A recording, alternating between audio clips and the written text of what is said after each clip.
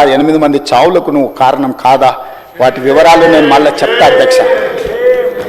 అలాంటిది పాలమూరు రంగారెడ్డి ఎత్తిపోతలు తెలంగాణ రాష్ట్రం వచ్చినాక ప్రారంభించి 10 సంవత్సరాలైనా నువ్వు పూర్తి చేయలేదు. ఈనాడు చంద్రబాబు నాయుడు గారైనా ఆంధ్రప్రదేశ్ అయినా కేంద్రమైనా ఈ ప్రాజెక్టులను అడ్డుకుంటుంది అని అంటే, ఈరోజు కృష్ణానది మీద నిర్మించిన ఉమ్మడి రాష్ట్రంలో ప్రారంభించిన కల్వకుర్తి కావచ్చు, ఉమ్మడి రాష్ట్రంలో అనుమతులు ఇచ్చిన పాలమూరు రంగారెడ్డి ఎత్తిపోతలు కావచ్చు, ఉమ్మడి రాష్ట్రంలో అనుమతి వచ్చిన మక్తల్ నారాయణపేట కొడంగల్ ప్రాజెక్టు కావచ్చు, భీమా కావచ్చు, నెట్టంపాడు కావచ్చు, కోల్చారు కావచ్చు, శ్రీరామ్ సాగర్, ఇందిరాసాగర్ కావచ్చు, రాజీవ్ సాగర్ కావచ్చు, కృష్ణానది మీద పరివాహక ప్రాంతంలో నిర్మాణంలో ఉన్న ప్రాజెక్టులు 60 సంవత్సరాల పైగా ఉమ్మడి రాష్ట్రంలో పూర్తి కాని ప్రాజెక్టులు 10 సంవత్సరాలు చంద్రశేఖరరావు గారు ముఖ్యమంత్రిగా ఉన్నప్పుడు ఈ రాష్ట్రంలో ఎందుకు పూర్తి చేయలేదు? దక్షిణ తెలంగాణ పట్ల కృష్ణానది జలాలను మా ప్రాంతానికి ఇవ్వకుండా వివక్ష చూపించి శాశ్వతంగా మా రైతాంగం జీవితాల మీద మరణ శాసనం రాసింది చంద్రశేఖరరావు కాదా అని నేను ఇక్కడ నుంచి అడుగుతున్నా అధ్యక్ష. ఇవాళ ప్రతిపక్ష నాయకుడు వచ్చి ఇక్కడ కూర్చుంటుంటే నేను అడిగేదానికి సమాధానం చెప్పాల్సి వస్తుందని ఈరోజు వారి ముఖం చాటేసింది అధ్యక్ష. అధ్యక్ష ఇప్పుడే లెక్కలు ఇచ్చిండ్రు అధ్యక్ష. చంద్రశేఖరరావు గారు ప్రతిపక్ష నాయకుడు అధ్యక్ష. ప్రతిపక్ష నాయకుడుగా ఇప్పటివరకు వారి శాసనసభకు వచ్చింది 2 సార్లు అధ్యక్ష.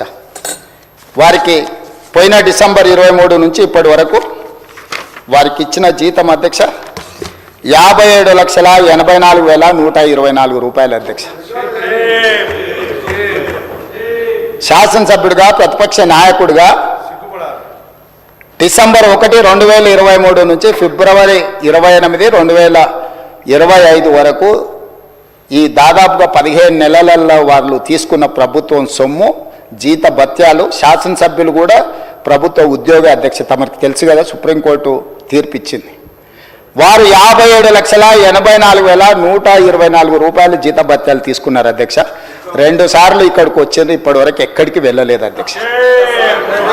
ప్రభుత్వ జీత భత్యాలు తీసుకొని ప్రజల్ని గాలికి వదిలేసి తెలంగాణ రాష్ట్రాన్ని కర్మకు వదిలేసిన ప్రధాన ప్రతిపక్ష నాయకుడు ఈరోజు వాళ్ళను ఇట్లా తయారు చేసి రేబీస్ వ్యాక్సిన్ రియాక్షన్ వచ్చినట్టుగా వాళ్ళు వ్యవహరిస్తుంటే ఏం చెప్పాలి అధ్యక్ష?